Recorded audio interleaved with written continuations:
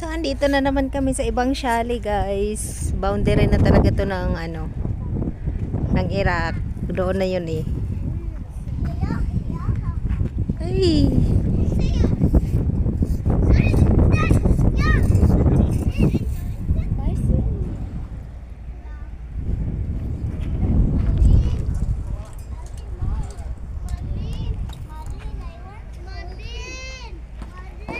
Ang lawak pala ng Kuwait ay. Iba tong chalet, hindi yung chalet namin doon. Kita nyo yun doon, Iraq na yun doon banda.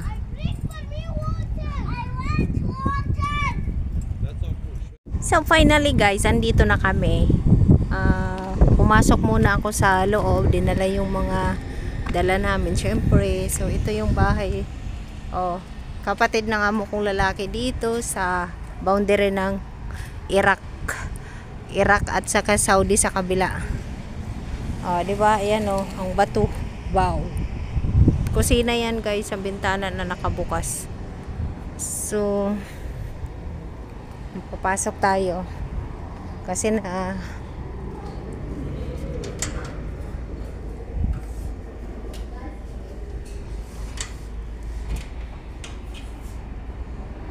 kakain na pala guys. Ayun na oh.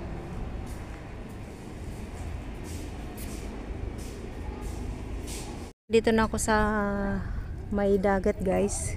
Duman ako doon sa walang bahay. Kasi kung dito ako dadaan, andyan yung mga amo. Kahiya naman. So ito dito, may swimming pool din. Ang ganda oh. Ang ganda ng bahay. Oo. Ay, sobrang lalim ng swimming pool. Ilang feet kaya to? Ang ganda, walang tao. So, madali lang to masira din. Pag nainitan, wala na. Ayan ang dagat guys.